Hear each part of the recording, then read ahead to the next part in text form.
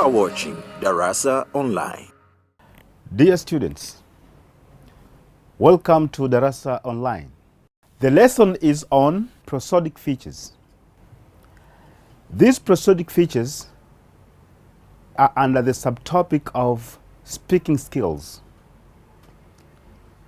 which they are in the major topic, which is language skills.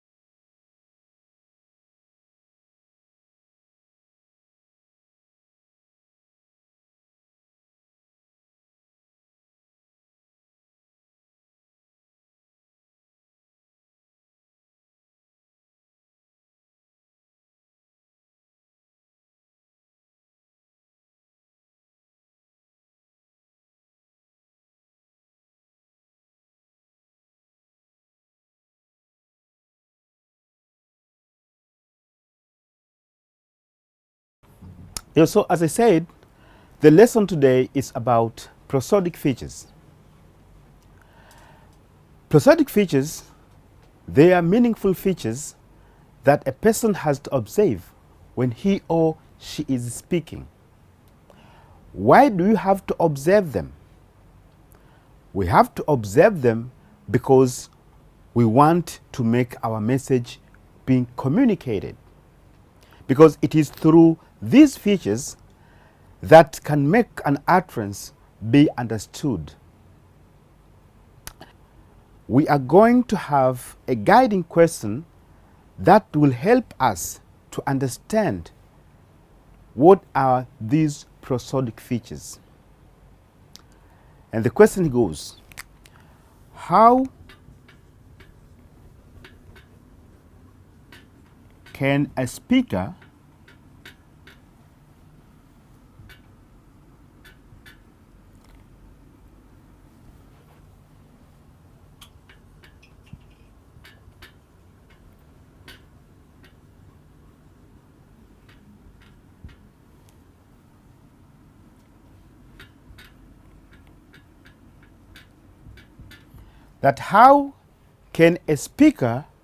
make his or her utterance understood?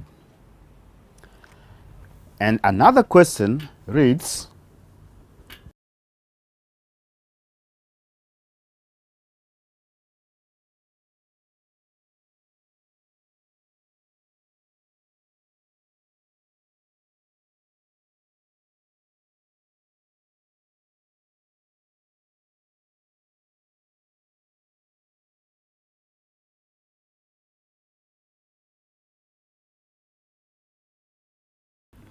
how can a writer make his or her written work understood? You might be asking yourself a question of, why do I have to have this second question while our topic is to do with speaking? I made this question purposely so that at the end of the day, we should be able now to know that when we are writing, what are the features that you have to look at? Why do you have to use them? But today, we are specifically going to look at how can a person make himself or herself understood before others when he or she speaks. So the features we are going to look at are, one, we look at a pause.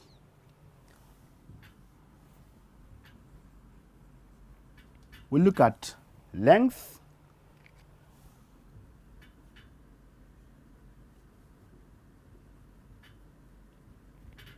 We'll talk about stress.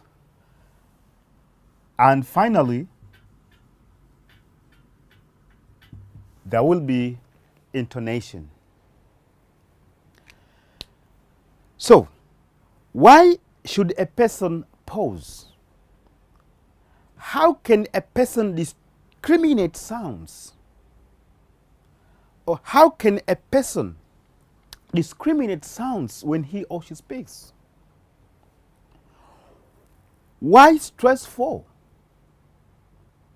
And how important is it that a person has to use intonation?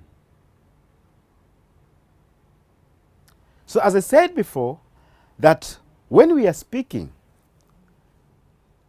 we have to observe some of the features that at the end of the day, they are going to make our utterances being understood. Remember, we are using language for communication. And if what you communicate is not understood, that means that will be meaningless for us to use language to communicate. But now, using language, we cannot just use it the way we want. There are some guidelines that a person has to observe, just like rules. That when we are speaking, we are using sounds. And contrarily, when we are writing, we are using letters. It is very easy for a person to communicate, especially the language that he or she has been grown up with. I'm talking about the native language. Because the rules and or other principles, they are inborn. That you automatically find yourself, you know them. Think of yourself as you speak Kiswahili as your native language. You can use the language to communicate whatever feelings that you have. But here today, we are looking at English language. The language that we happen to come across it when we are in schools. And in this case, there are some interferences of our first language in speaking this language. And that is the reason I bring this forward to you today, to see how best a person can use these prosodic features to make his or her utterances being understood. Just before we go to them, as I said before, when we speak,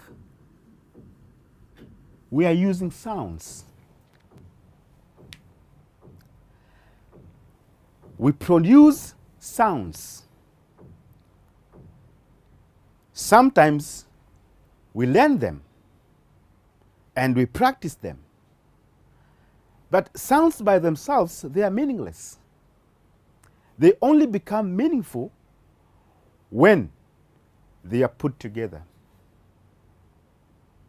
Now, when you put them together, there is a way on how you can pronounce that word. English words are different from Kiswahili ones, because the way a word is pronounced sometimes it's not the way how it is written. So this inconsistency or this mismatch between the pronunciation and the spelling sometimes somehow make most people fail to pronounce English words.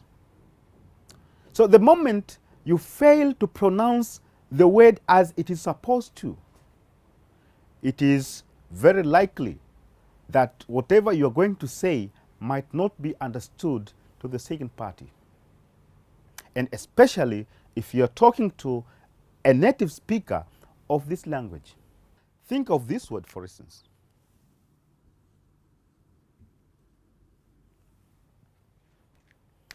Dear students, how do you pronounce this word? As a Swahili speaker, and probably many of us, we think the word is pronounced as onion. That you just pronounce the way as it reads. But If you are talking to a native speaker of English, when you talk about onion, you won't understand one another. He'd keep on asking himself or herself, what is it that you're trying to communicate? So, starting from the proper pronunciation,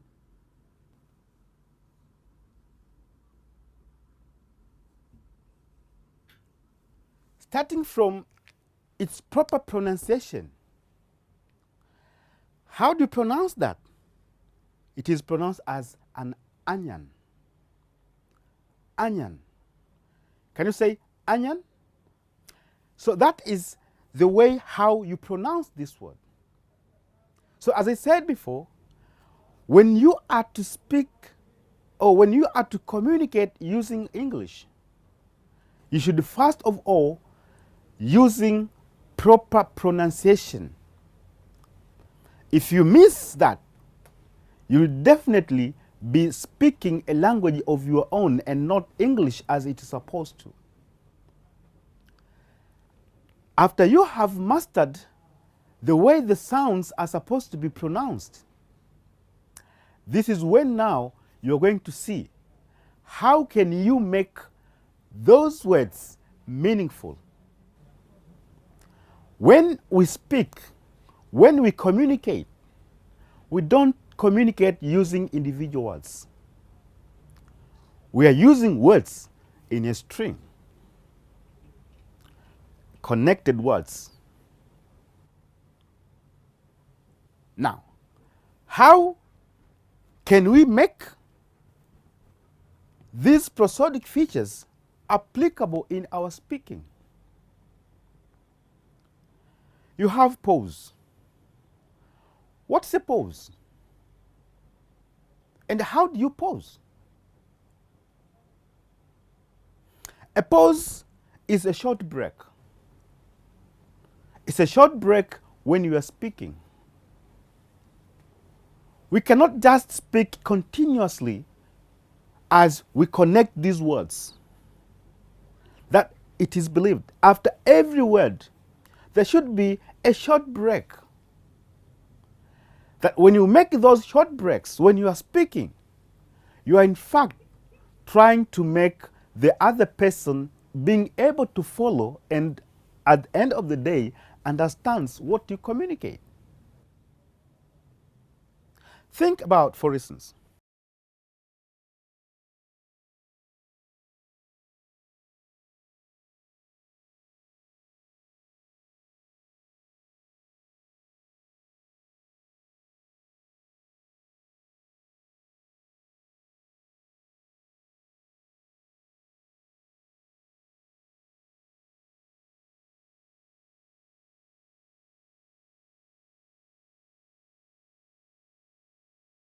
look at this sentence. This sentence contains words, as you can see the way it is written. When I speak these words, after every word, as I write, you can see there is a space in between. So similarly, when we are speaking, you cannot speak by joining these words. You make a short break at least after every word, as I said, so that you can give space to your friend who is listening to be able to follow and finally understand what you communicate. Imagine the same sentence or the same words, you find somebody has written them like this.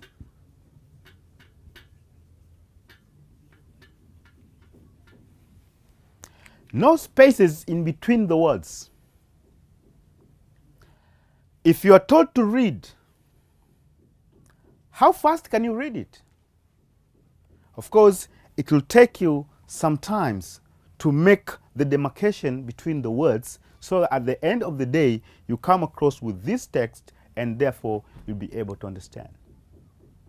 So that's why I say, even when we speak, we need not to speak very fast to an extent that we don't give ourselves enough time to understand and being able to follow what is being communicated. This is the feature that can make a person understand what is being communicated. Yeah, as we say about pause, that when you look at the way how these words have been connected without some spaces in between, that it makes a person difficult for him or her to follow what it has been written. But as I said, it will take some time for this person to start making some demarcation between these words, and as a result, he or she might have a sentence that reads like, Juma is going to school. So this becomes easy when you have words with the spaces in between. And in most cases, when we read and or when you speak, we speak in this way when we are making formal presentation, that we speak distinctive words so that a person can easily follow and understand. But there are times when people enter into a conversation that when they are speaking, they cannot speak as they use words individually. That there are some features that they have to accompany whatever they say, and in that case, you find the words are connected. Let us now examine another example sentence.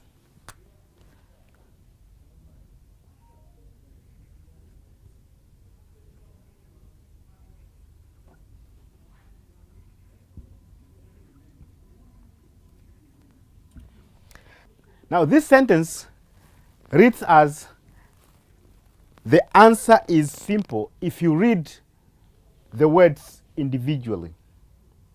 But for the smooth transition and for the conversation to sound natural, if at all, this is one of the utterances that a speaker could make, and especially a native speaker. We find there are times when there are some sounds which we have to insert in between some words, and there are some sounds which they have to sound differently from the way they look like in the normal spelling. And even sometimes we are forced to delete some of the other sounds or some of the other letters, especially if they are to be written. But here we are talking about speaking. When you are listening to a native speaker, you have to be very careful to observe these other sounds which are either added and or deleted, and or sometimes a certain sound can behave in a way that another sound behaves. So in a sentence like this, if a person has to speak in a smooth transition and for a sound or for the sentence to sound naturally, you'll hear a person say something like,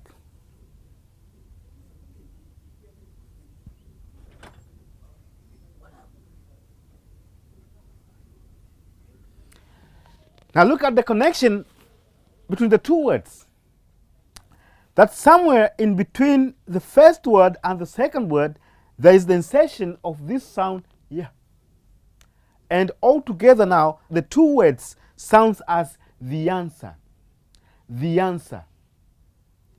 Now, if we are to add or if we are to connect with the followed other word, now since this word ends with a vowel sound and the followed word starts with a vowel sound, and as long as this word ends with an R letter as its spelling, then this R, it has to sound, and which in this case, in a normal speaking, will pronounce and or will speak this as the answer is.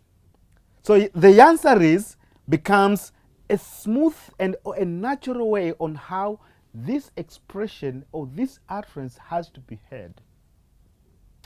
So what we have seen here is that there is an insertion of this here in between, and also there is this R. At this point, I would name this as a linking R.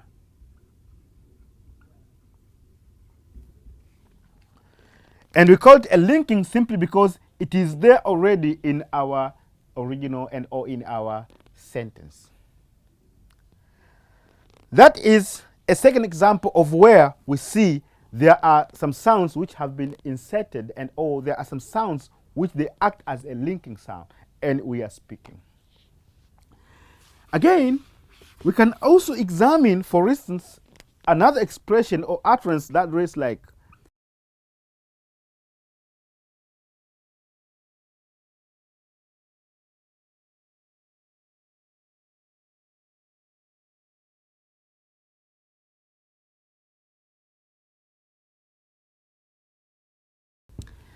look at this. Or if you read these individual words, the sentence will read as, if you are happy and you know it. Now, as I said, when we are speaking and or when you come across with this as a verse in a poem, how are you going to sing it? How these words are going to be connected in a smooth transition and or in a natural way on how this expression can be heard. You'll find a person speaking as, now look at the three words, they would read as ifya, ifya. So this if, you take the of it, and this you will only be represented by the ya, and that will be represented by the shwa. So ifya. So if you're happy, and so now look at how does this word and sounds. This word would of course sound as an, which at the beginning it was supposed to have those other sounds. Now because of this natural and or smooth transition of what I said before, we simply leave the sound n as a connector. And you finally remain with these other expressions. Now, I want you to be very careful looking at the last two words. No. This ends with a vowel sound. And this one begins with also a vowel sound. Now, when we want to connect this, we should not be tempted of thinking about the intrusive R. Now, since because the last sound in this diphthong is U. So whenever we come across with U as a last sound in a diphthong, that tends to have a glide. That tends to form or to insert a glide in between the two. So at this point, we'll instead insert this glide w, and altogether the two words will read as know it. So if I have to read the whole expression, it could read like, if you're happy and you know it. So in this case, I just want to draw your attention by, you might hear a person speaking a word which you might have never heard it before anywhere. And when you go to a dictionary, you might not even come across it, simply because there are some sounds which have been inserted in between. Now, if you are not aware with all those, that is the time when a person will find difficulties to make follow of what is going to be spoken or what is spoken. This is another example of how we can insert some sounds. Now look at this expression which you might have either heard and or you might have spoken it as well. The two words, moreover. Now as we speak or as you hear one speaks, you can't find him or her say moreover, but instead you'll find him or her speaking something like moreover. So moreover, at this point, you have inserted the R, which differently from the previous and that we have seen, this one is what we call intrusive R. Intrusive R. So the R wasn't there, but we have inserted just because of to meet the purpose of how the two words can be connected. So we have seen there's intrusive R, we have seen there's a linking R. But again, we have seen there's the insertion of this ya and w. All these, they're trying to make our speech sounds naturally. But there's one more other which I would also want to draw your attention. It's like there are times, look at this for instance.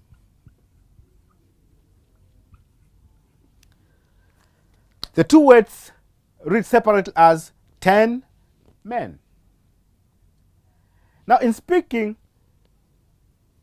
sounds, they are spoken by different organs of speech. So there are sounds which when they are spoken, the organs of speech that are used, they are closer by, such that when one sound is spoken, it tends to have a quality of the other sound. And in that case, in speaking, we find the behavior that the followed sound has, it is more or less the same behavior that the previous sound has. So it's like one sound trying to take the qualities of a previous sound. So in speaking, we call this assimilation. So the traits which are in one sound are being taken to the other sound. Look at this one. We have this sound as 10. This one as men.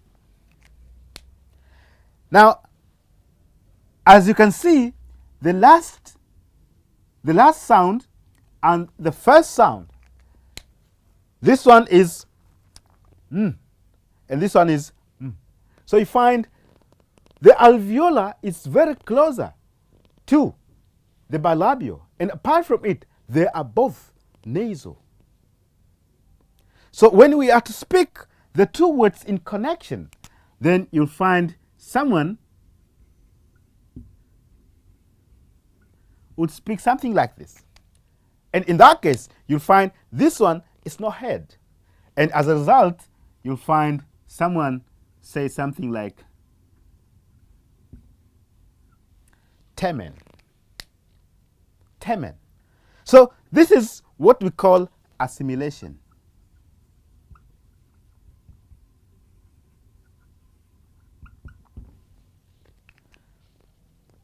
My dear students, and so this is what I would altogether call them as some features which we normally use and some native speakers use when they are speaking.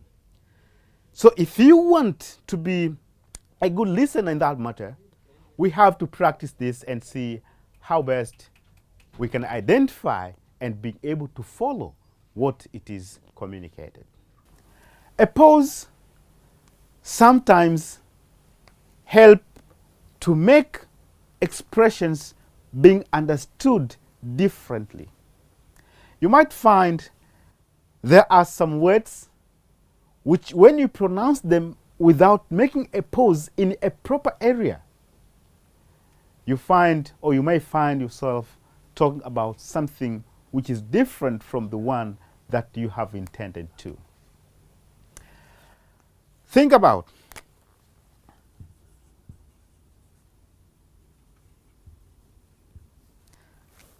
these two words. What if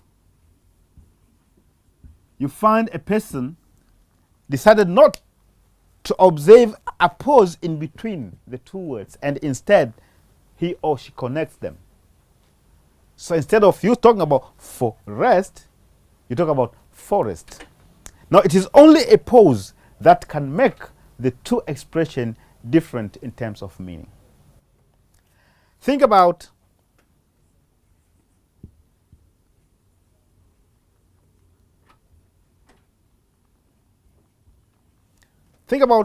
these two expressions as well. You talk about ice cream and you talk about I scream. Now apart from pause, in English, you have this word length. Length, you're talking about the duration that a person spends to produce something. You can use a long time or you can use a short time. That will depend on the nature of the sounds that you are to pronounce. There are some sounds in English which they seem to be a bit similar, but you can discriminate them by using length. Think about these words.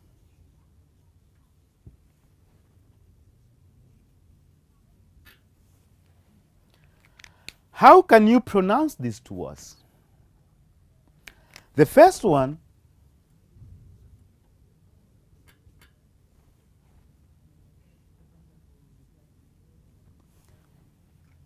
you pronounce it as ship. But the second one,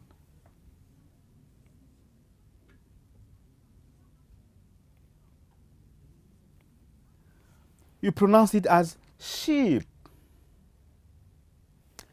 Now look at what you have in between the two consonants. The same sound E. How do you discriminate them? How do you discriminate them? This one is ship, and that one is sheep. Now, when you are communicating, if you fail to observe the time that you are going to spend in producing these sounds, you'll find the two words sound the same. And so a person who is listening, provided he or she, maybe if she or he is a native speaker of this language, then again he would be putting some question marks, asking himself, what is it that you are trying to communicate? Another example you can have is like this word, pot. And look at this other word.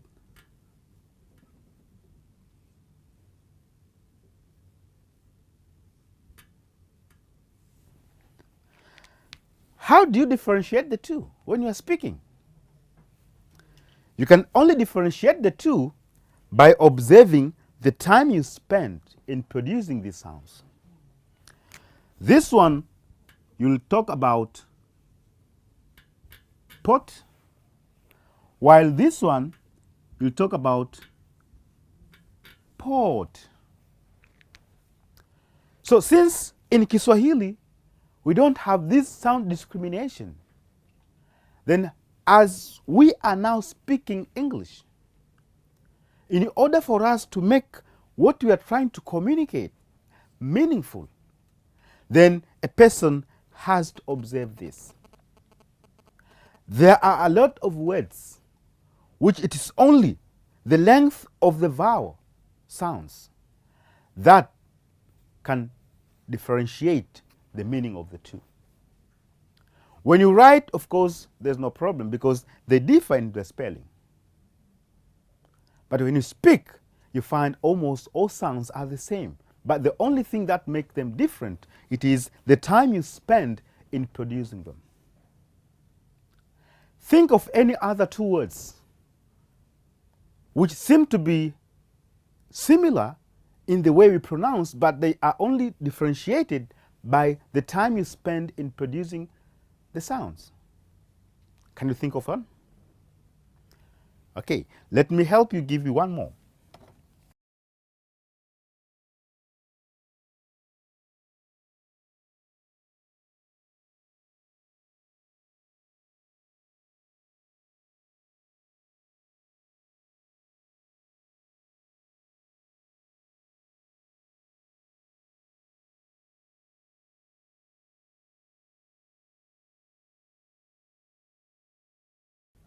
How do you pronounce this? This is pull, but the other one is pool. And you can think of many more other words now. But what I'm trying to say here is, why do we have to observe this, not only to make sound discrimination, but they are meaningful things, they are meaningful expression that you have to observe in order to make the words understood. Let us also examine these two other words: bid and beat. The two words, as you pronounce, you'd find they have similar nuclei. The E, the long one. But when you speak the two words in a smooth transition and O, when we speak the two words, you find one of them is spoken with extra length. And this extra length is caused by the context in which the sound appears. The sound I'm speaking here is this one, bid, and this is bid. Now, when the two words sounds, someone might be tempted to say they are more or less the same. But the truth is, this one, it has an extra length. And this extra length is caused by the context. What kind of context? It is said that when a vowel is followed by a voiced coda, or when a vowel is followed by a voiced sound, that vowel will tend to be lengthened. So it is at this point when we say this one has been lengthened simply because of this voiced. Contrary to when the same sound is followed by a voiceless coda. And in this case, we are talking about what is called contextual length. That the vowel has been made longer simply because of the environment in which it occurs. In comparison with some other vowels which might be also long, but because of the environment or because of the context in which they appear, they find themselves being heard not the same as those which are which ends with a voiced sound. Let's now look at how important stress is in our communication. What is stress? It is just an emphasis that a person has to apply when speaking. It is the extra energy that you apply when you pronounce a syllable. Now, when you use extra energy, or when you say you put an emphasis in producing a syllable, that means that syllable will be heard louder than the other. Sometimes it can be heard longer than the other. And in that case, that syllable will be referred as a stressed syllable. Look at this word.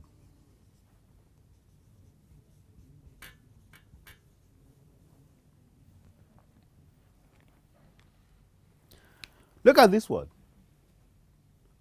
How do you pronounce this? We pronounce this as referee. It is referee. So the last syllable, it is the one that will be heard louder comparing to the other. And so we call this as a stressed syllable. But when this is a stressed syllable, then the other one will be referred as unstressed syllable. So a stressed syllable is the one which is heard louder when you are speaking. We do not speak these words constantly. There has to be the up and down as we speak. Sometimes it is the one that creates rhythm in our speaking, that can make what you say attractive. It's like you're making some beats. Think of another word like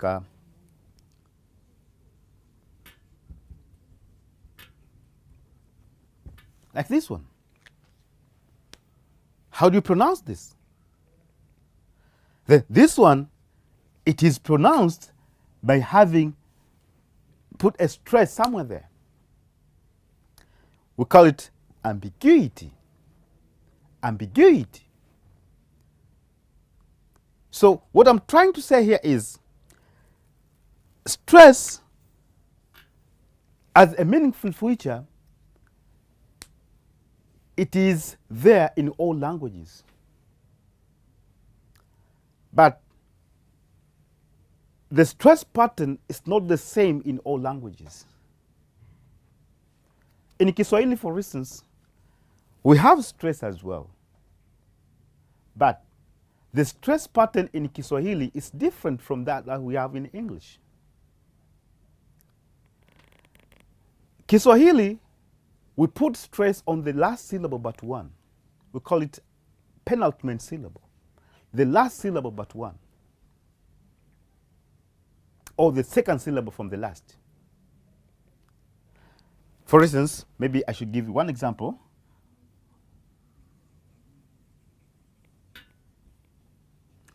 This is the last syllable and this is the second from the last, and so we put our stress on that syllable. You say it is anacheza. Anacheza. Or think about a stress there. That becomes chakula. You can't put a stress on the first syllable. You can't say chakula. No, we don't speak in that way. And in case, you cannot even say chakula. No. That a stress has to be on the second syllable from the last. But this is quite different from English. That a stress position varies from one word to another. For example, we have this word referee, as we said, maybe. We said you put a stress on the last syllable, but when you come across a word like this one again,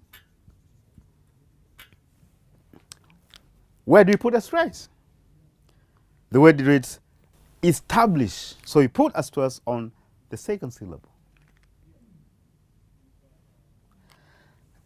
A word like this, for instance, if you want, you put a stress there, becomes export. So you can see the stress positioning differ from one word to another.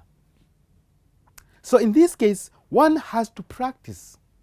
One has to know the exact place where a stress has to be put. We don't just put a stress anywhere we like. And if we do that, we are going to distort the meaning of what we are going to communicate. So as I said earlier, it is easier for a native speaker of English language to have mastered all these. We as the speaker who speak this language as a second language, we are not used with these stresses. And that is why it is important for us to practice them. You find the listener all the time keeps on asking you, pardon, pardon, pardon? No, you start asking yourself, is it that you don't know English language? You know it, you know the words, but how do you pronounce them? That is the thing that could make the differences. But this stress, it has several functions. Why do we have these stresses? As I said, stress in English word varies. So at time,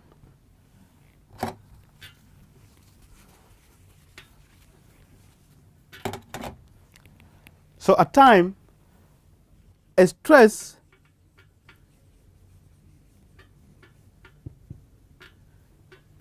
can perform this function. As a function of a stress, that stress tries to indicate which syllable should receive a stress and which one should not receive a stress.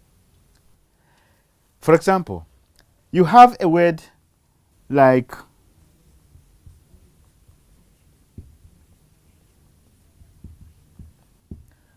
this one. Now, which syllable receives stress and which one does not? So if I have to pronounce this word, I will finally find it is this syllable that has to receive a stress, and this one will also have to receive a stress. So it is examination. So it is the second syllable that has to receive a stress, and the second from the last, which also has to receive a stress. So in that case, as a referential role, in this word, we can now see that there are syllables which are stressed and others are not stressed. In as far as speaking is concerned, these which are not stressed, we call them weak syllables. We use less energy to pronounce them, and again, they are heard low in comparison to the stressed syllable, which are heard louder. And in most cases, when we pronounce them, they take short time. The second function that a stress performs in our speaking, that of distinctive role.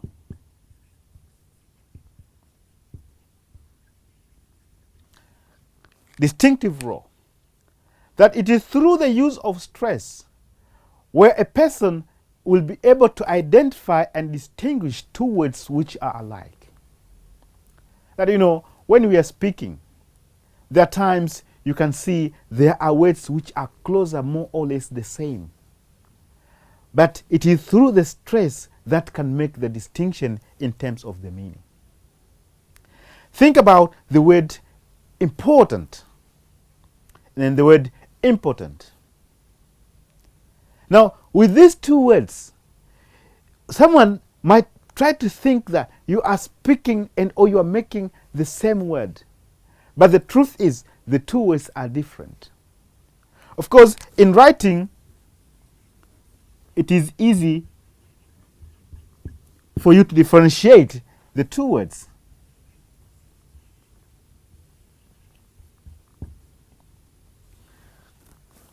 So the normal spelling, they can differentiate. But when it comes to speaking, you'll find this is important and this is important. So the sounds, they are more or less closer. But it is through the stress that can make the distinction in terms of the meaning of the two words. That is distinctive role. You can have another function of a stress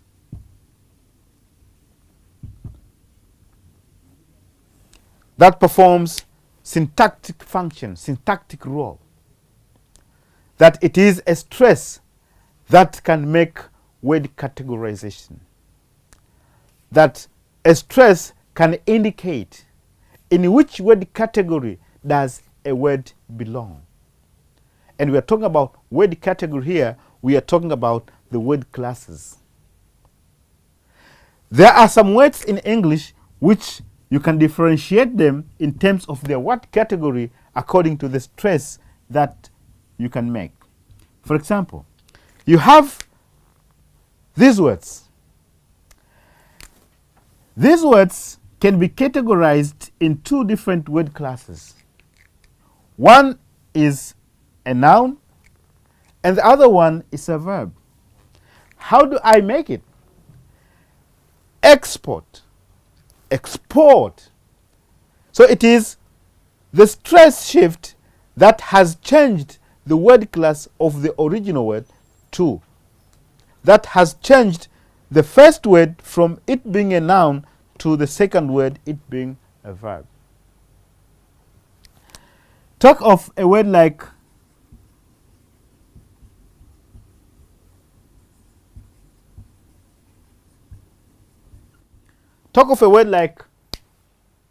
present and present. It is again a stress that had make the first word to read as a noun and the second one to read as a verb. So in fact, it is not only changing the word category, but it also changes the meaning of the two words. So we can talk about syntactic role vis-a-vis semantic role as well. So it is the stress that can show the change of the meaning of one word to another word. If you stress at the first point, the meaning of this word will be different from the meaning of the second word when you stress on the second position.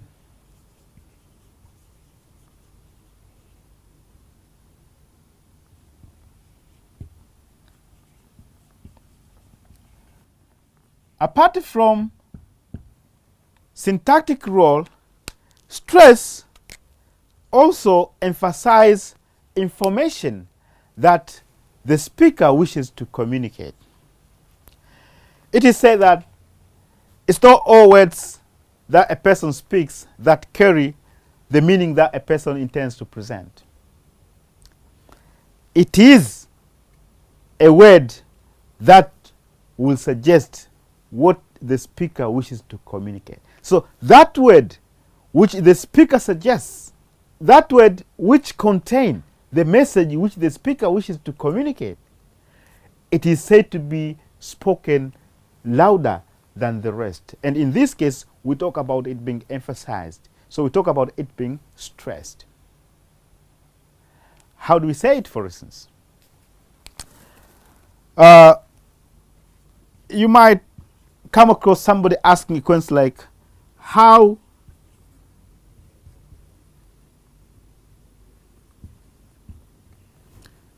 so if a person asks a question like, how did you get lost?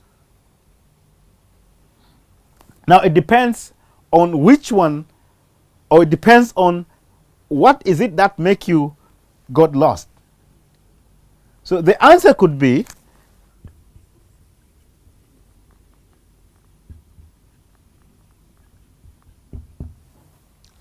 like this one. Now, how you read it?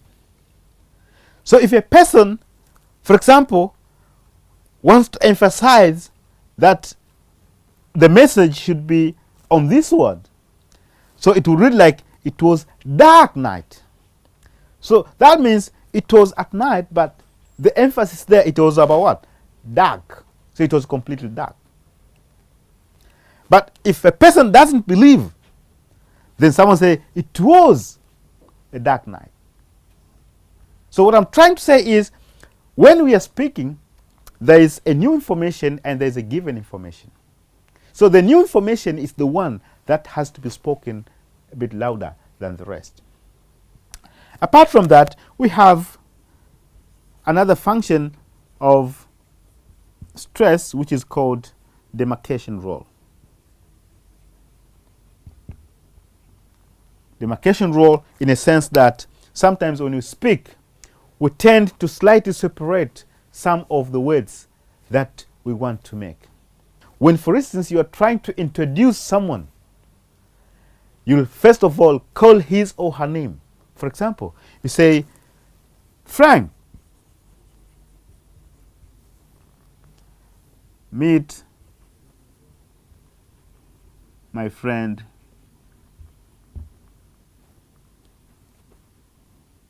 Yusuf.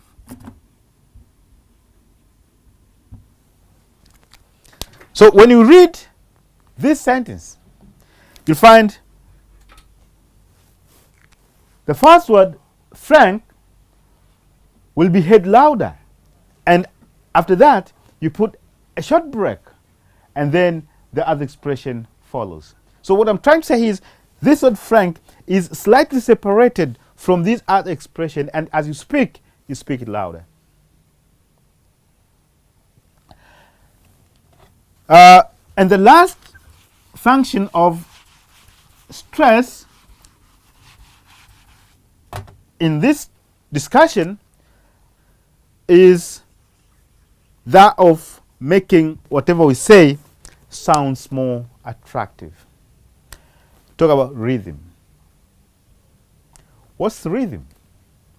It's like the beats of up and down, as it attracts somebody to keep on listening something. So, when it comes to speaking, as our expressions contains the stressed and unstressed syllable, and as we all aware that when you talk about a stressed syllable, it is a syllable that has to be spoken higher than the unstressed syllable. So a combination of stressed and unstressed syllable in an utterance, it can create the up and down movement of our sounds as we speak. And that is what we call rhythm. You can easily identify rhythm in poems, but not necessarily in poems because of those sound devices, but even in our normal speaking. The sentence that we had, Juma is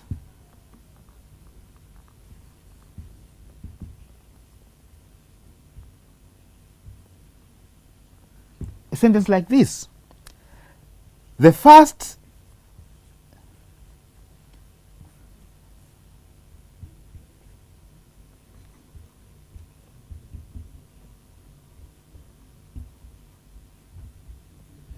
now, when you look at this one, the first word, it has two syllables. And it is the first syllable that should be heard louder, and the one which is stressed. This one, as a minor word class, it doesn't receive a stress. When it comes to this one, again, it is this one that receives a stress, not this one, and of course, the last one. So you'll have the up and down, and so this one constant, then up, down, and so on like this. Now try to look at this is up, down, up, down, up. So that is what we call rhythm. So when we speak, as we have a combination of stressed and unstressed syllable, we find ourselves, our sounds goes up, down, up, down. That is rhythm. And all these. So dear students, we can see now how important stress is in our communication. That failure to observe stress in performing these functions, automatically what we are trying to communicate or what we are going to communicate might not be understood by the people whom we are talking. Having seen pause, length, and stress, let us talk in short about intonation, because we have already dealt with it sometimes in one of the revision classes. What is intonation? Intonation, it has to do with the rising and the falling of our sound quality when we are speaking. That when we speak, we don't talk, or our voice is not constant. There's time you find a person is speaking by raising his voice or her voice, and there's time you find a person is speaking by falling down his or her voice. But all in all, the aim is to communicate. So in this case, we want also to establish what effect the intonation bring in our communication. So whether it's rising and or it's falling, it has something to do with communication. So if you can remember back, sometimes when we speak, as we said, we have to express our feelings. And it is through intonation where a person can understand in which state someone is. If you find a person is speaking by raising his or her voice unnecessarily, then you know this person is angry. But at the moment you find a person speaking when he or she is very down, then you know he or she is sad. So that is attitudinal function. So another way of how intonation can tell someone, it is when people are communicating. As we are communicating, we are exchanging the turn of speaking. So it is intonation that allows a person as to whether he or she take off, and or you find or you leave a space to a person who is speaking. So in this case, I'm talking about if a person has finished his or her turn of speaking, and or if the person is still maintaining the turn of speaking. So raising the voice, that shows a person is still maintaining the turn of speaking. But falling, that indicates finality, and so it allows another person to take off the turn of speaking. But also, at times, you find people are rising and or lowering their voices simply because they want to make people attentive as they listen to whatever he or she says. So when you are speaking to people, for instance, you find yourself, you raise your voice. What effect do you want to achieve? You want to draw attention of those people.